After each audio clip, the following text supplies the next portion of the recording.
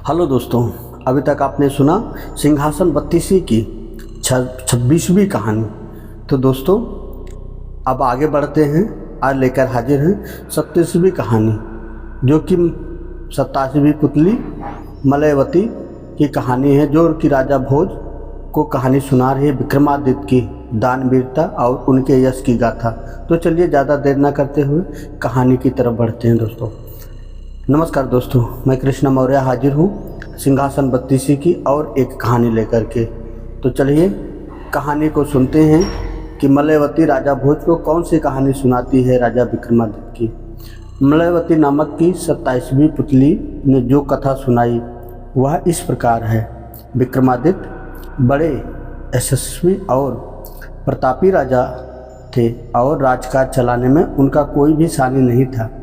वीरता और विद्वता का अद्भुत संगम थे। उनके शास्त्र ज्ञान और शास्त्र ज्ञान की कोई सीमा नहीं थी। वे राजकाज से बचा समय अक्सर शस्त्रों के अध्ययन में लगाते थे और इसी तरह से उन्होंने राजमहल के एक हिस्से में विशाल पुस्तकालय बनवा रखा था। वे एक दिन एक धार्मिक ग्रंथ पढ़ रहे थे तो उन्हें एक जगह राजा बलि का प्रसंग मिला। उन्होंने राजा बलि वाला सारा प्रसंग पढ़ा और तो पता चला कि राजा बलि बड़े दानवीर और वचन के पक्के थे। वे इतने पराक्रमी और महान राजा थे कि उनकी शक्ति से डर गए थे। देवताओं ने भगवान विष्णु से प्रार्थना की कि वे बलि का कुछ उपाय करें।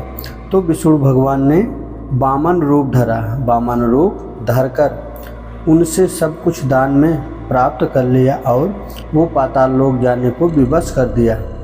जब उनकी कथा विक्रम ने पढ़ी तो सोचा कि इतने बड़े दानवीर के दर्शन जरूर करने चाहिए। उन्होंने विचार किया कि भगवान विष्णु की आराधना करके उन्हें प्रसन्न किया जाए तथा उनसे दैत्यराज बलि से भी मिलने का मार्ग पूछा जाए। ऐसा विचार मन में आते ही उन्होंने राजपाट और मोह माया से अपने आप को अलग कर लिया तथा महामंत्री को राजभार सौंपकर जंगल की ओर प्रस्थान कर गए। जंगल में उन्होंने घोर तपस्या शुरू की और भगवान विष्णु की स्तुति करने लगे। उनकी तपस्या बहुत लंबी थी। शुरू में केवल वे एक समय का भोजन करते थे। कुछ दिनों बाद उन्होंने वह भी त्याग दिया तथा फल और कंदमूल आदि खाकर रहने लगे। कुछ दिनों बाद सब कुछ त्याग दिया और केवल पानी पीकर तपस्या करते रहे। इतनी कठोर तपस्या से वे बहुत कमज़ोर हो गए। साधारण रूप से उठने बैठने में भी उन्हें काफ़ी मुश्किल होने लगे। धीरे धीरे उनके तपस्या स्थल के पास और भी बहुत सारे तपस्वी आ गए। कोई एक पैर पर खड़ा होकर तपस्या करने लगा तो कोई एक हाथ उठाकर, कोई कांटों पर लेटकर तपस्या में लीन हो गया तो कोई गर्दन तक बालों में धंसा कर। चारों ओर सिर्फ ईश्वर के नाम की चर्चा होने लगी और पवित्र वातावरण तैयार हो गया। विक्रम ने कुछ समय बाद जल भी छोड़ दिया और बिल्कुल निराहार तपस्या करने लगे। अब उनका शरीर और भी कमज़ोर हो गया और सिर्फ हड्डियों का ढांचा नज़र आने लगा। कोई देखता तो दया आ जाती, मगर राजा विक्रमादित्य को कोई चिंता नहीं थी। विष्णु की आराधना करते करते यदि उनके प्राण निकल जाते तो सीधे स्वर्ग जाते और यदि विष्णु के दर्शन हो जाते तो दैत्यराज बलि से मिलने का मार्ग प्रशस्त हो जाता। वे पूरी लगन से अपने अभिष्ट की प्राप्ति के लिए तपस्या करते रहे। जीवन और शरीर का उन्हें कोई मोह नहीं रहा। राजा विक्रमादित्य का हुलिया ऐसा हो गया कि कोई भी देखकर नहीं कह सकता था कि ये महाप्रतापी और सर्वश्रेष्ठ राजा हैं। राजा के समीप ही तपस्या करने वाले योगी ने उनसे पूछा कि वे इतनी घोर तपस्या क्यों कर रहे हैं। विक्रम का जवाब था, इस लोक से मुक्ति और परलोक सुधार के लिए। तपस्वी ने उन्हें कहा कि तपस्या राजाओं का काम नहीं है। तपस्या को राजा को राजकाज के लिए ईश्वर द्वारा जन्म दिया जाता है और यही उनका कर्म है। और अगर वह राजकाज से मुंह मोड़ता है तो अपने कर्म से मुंह मोड़ता है। शास्त्रों में कहा गया है कि मनुष्य अपने कर्म से मुंह नहीं मोड़ना चाहिए। विक्रम ने बड़े ही गंभीर स्वर में उससे कहा कि कर्म करते हुए भी धर्म से कभी मुंह नहीं मोड़ना चाहिए। उन्होंने जब उससे पूछा कि क्या शास्त्रों में किसी भी स्थिति में धर्म से विमुख होने को कहा गया है, तो तपस्वी एकदम चुप हो गया। उनके तर्कपूर्ण उत्तर से उसे आगे कुछ पूछने लायक नहीं छोड़ा। राजा ने अपनी तपस्या जारी रखी। अत्यधिक निर्बलता के कारण एक दिन राजा बेहोश हो गए और काफ़ी देर बाद होश आया। तब एक तपस्वी फिर उनके पास आया और उनसे तपस्या छोड़ देने को बोला। उसने कहा कि चूंकि राजगृहस्थ है इसलिए तपस्वियों की भांति उन्हें तप नहीं करना चाहिए। गृहस्थ को एक सीमा के भीतर ही रहकर तपस्या करनी चाहिए। जब उसने राजा को बार बार गृहस्थ धर्म की याद दिलाई और गृहस्थ कर्म के लिए प्रेरित किया तो राजा ने कहा कि वे मन की शांति के लिए तपस्या कर रहे हैं। तपस्वी कुछ नहीं बोला और वे फिर तपस्या करने लगे। कमजोरी तो थी ही। एक बार फिर वे अचेत हो गए। जब कई घंटों के बाद उन्हें होश आए तो उन्होंने पाया कि उनका सर भगवान विष्णु की गोद में है। उन्होंने भगवान विष्णु को देखकर पता चला कि तपस्या से रोकने वाला तपस्वी और कोई नहीं स्वयं भगवान विष्णु हैं। राजा विक्रम ने उठकर उन्हें साष्टांग प्रणाम किया तो भगवान ने पूछा कि वह इतना कठोर तप क्यों कर रहे थे। विक्रम ने कहा कि उन्हें राजा बलि से भेंट का रास्ता पता करना है। भगवान विष्णु ने उन्हें एक शंख देकर कहा कि समुद्र के बीचों बीच पाताल लोक जाने का रास्ता है। इस शंख को समुद्र तट पर फूंकने के बाद उन्हें समुद्र देव के दर्शन होंगे और वहीं उन्हें राजा बलि तक पहुंचने का मार्ग बतलाएंगे। शंख देकर विष्णु अंतर्ध्यान हो गए।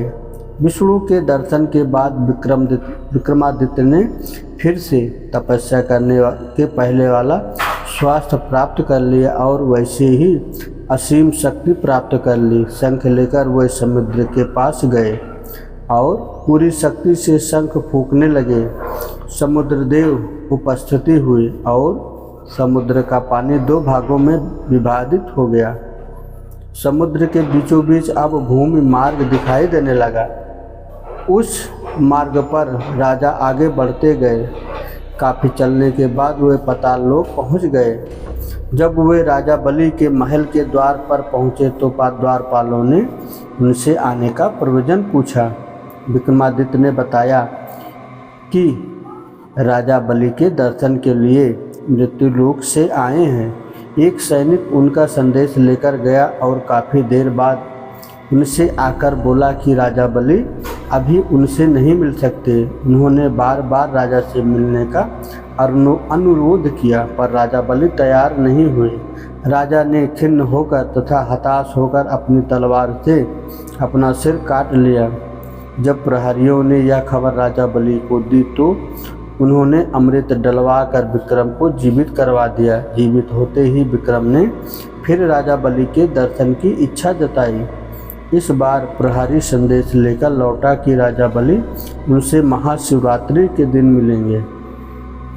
विक्रम को लगा कि बलि ने सिर्फ टालने के लिए यह संदेश भिजवाया है। उनके दिल पर चोट आई और फिर उन्होंने तलवार से अपनी गर्दन काट ली। प्रहरियों ने खलबली मच गई और उन्होंने राजा बलि तक विक्रमादित्य के बलिदान की खबर पहुंचाई। राजा बलि समझ गए कि वह व्यक्ति दृढ़ निश्चयी है और बिना भेंट किए जाने वाला नहीं है। उन्होंने फिर नौकरों द्वारा अमृत भिजवाया और उनके लिए संदेश भिजवाया कि भेंट करने के लिए वह राजी हैं। नौकरों ने अमृत छिड़क कर उन्हें जीवित किया तथा महल में चलकर बलि से भेंट करने को कहा। जब वे राजा बलि से मिले तो राजा बलि ने उनसे इतना कष्ट उठाकर आने का कारण पूछा। विक्रम ने कहा कि धार्मिक ग्रंथों में उनके बारे में बहुत कुछ वर्णित है तथा उनकी दानवीरता और त्याग की चर्चा सर्वत्र होती है, इसलिए वे उनसे मिलने को उत्सुक थे। राजा बलि उनसे बहुत प्रसन्न हुए तथा विक्रम को एक लाल मूंगा उपहार में दिया और बोले कि वह मूंगा मांगने पर हर वस्तु दे सकता है। मूंगे के बल पर असंभव कार्य भी संभव हो सकते हैं। विक्रमादित्य राजा बलि से विदा लेकर प्रसन्नचित्त होकर मृत्युलोक की ओर लौट चले। पाताल लोक के प्रवेश द्वार के बाहर फिर वही अनंत गहराई वाला समुद्र बह रहा था। उन्होंने भगवान विष्णु का दिया हुआ शंख फूंका तो समुद्र फिर से दो भागों में बट गया और उसके बीचों बीच वही भूमि वाला मार्ग प्रकट हो गया। उस भूमि मार्ग पर चलकर वे समुद्र तट तक पहुंच गए। वह सब मार्ग गायब हो गया। फिर समुद्र पूर्वत होकर बहने लगा। वे अपने राज्य की ओर चल पड़े। रास्ते में उन्हें एक स्त्री विलाप करती मिली। उसके बाल बिखरे हुए थे और चेहरे पर गहरे विषाद के भाव थे। पास आने पर पता चला कि उसके पति की मृत्यु हो गई है और वह बिल्कुल बेसहारा है। विक्रमादित्य का दिल उसके दुख को देखकर पसीज गया तथा उन्होंने उसे सतावना दी। बलि वाले मूंगे से उसके लिए जीवन दान मांगा। उनका बोलना था कि उस विधवा मृत्यु का पति ऐसे उठकर बैठ गया मानो गहरी नींद में जगा हो। स्त्री के आनंद की कोई सीमा न रही। तो दोस्तों, अभी आपने सुना कि राजा भोज को मलयवती राजा विक्रमादित्य की दान वीरता और यश की गाथा सुना रही है। दोस्तों, अगर आप हमारी कहानी यहाँ तक सुन चुके हैं तो आपका तहे दिल से धन्यवाद। दोस्तों, अगर आप हमारे चैनल पर नए हैं तो आप हमारे चैनल को लाइक करें, सब्सक्राइब करें और कमेंट करें। दोस्तों, आप अपने मित्रों को ज़रूर शेयर करें। जय श्री राधे राधे।